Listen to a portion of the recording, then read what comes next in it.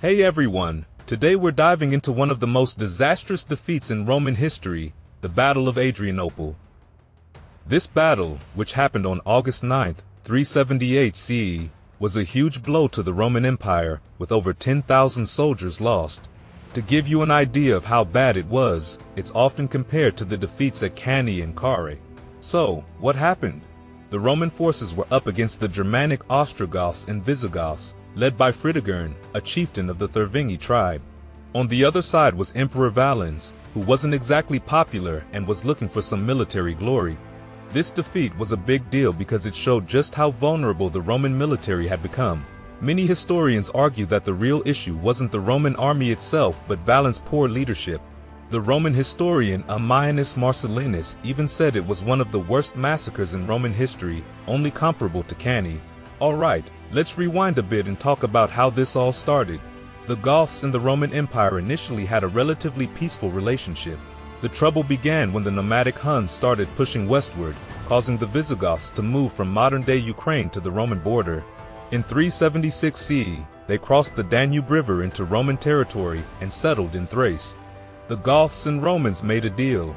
The Goths could stay as long as they provided soldiers for the Roman army. But this deal came with some harsh terms. Roman commanders demanded the Goths give up their children as slaves and surrender all their weapons. On top of that, the Goths were starving due to a famine and lack of provisions. This pushed them to rise up against the Romans. Things escalated quickly.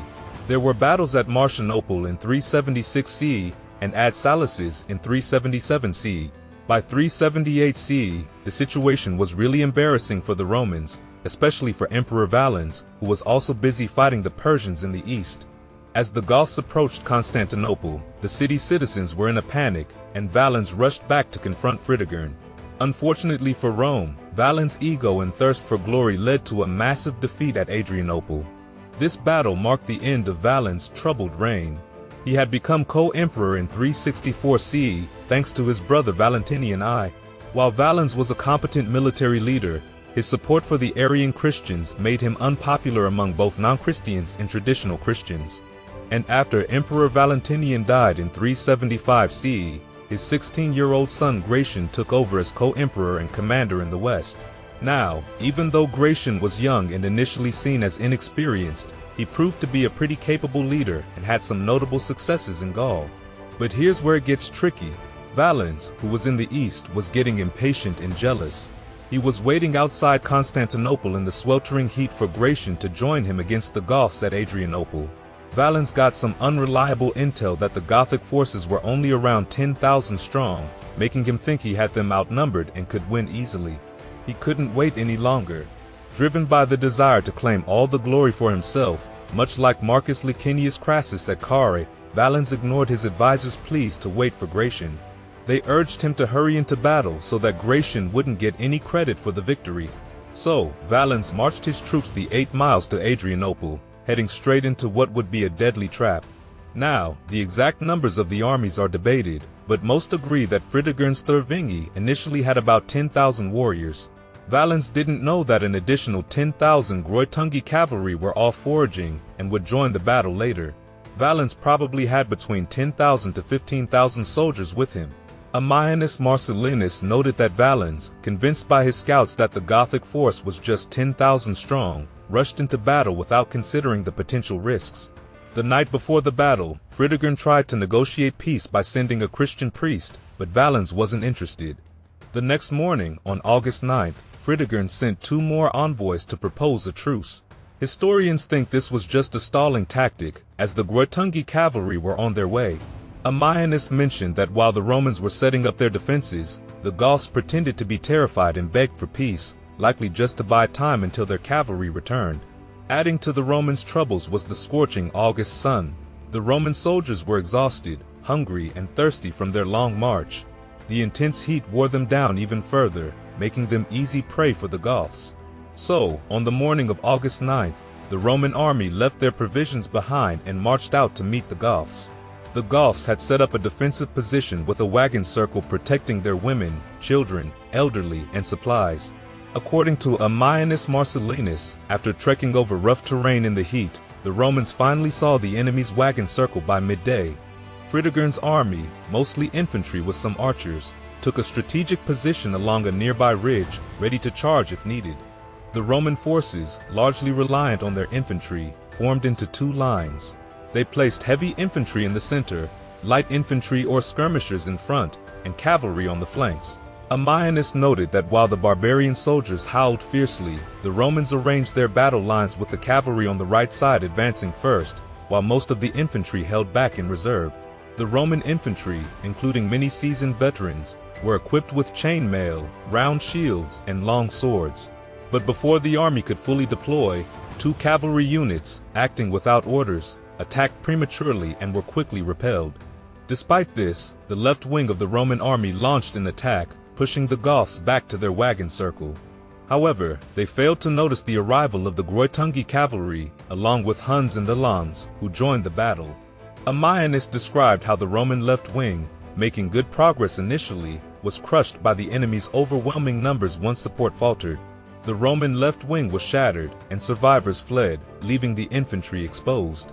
The Thervingi, still on the ridge, attacked the Roman infantry, who were exhausted and struck from both the front and flanks. Ammianus provided a vivid account of the chaos, with dust clouds obscuring the sky and arrows raining down on the Romans, who were too tightly packed to defend themselves.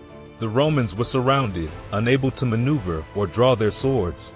The Goths, attacking in huge numbers, trampled down soldiers and horses alike. Ammianus described how the battlefield was covered in dark blood, with heaps of slain bodies everywhere. The Gothic archers continued to shoot into the mass of Romans, causing the survivors to break ranks and flee, only to be cut down. Amidst the chaos, Emperor Valens and about 1,500 men remained. Reports of his death vary, but it's believed he was mortally wounded by an arrow and taken to a farmhouse, which the Goths then burned down. Ammianus wrote that Valens fell at the onset of darkness, and his body was never found.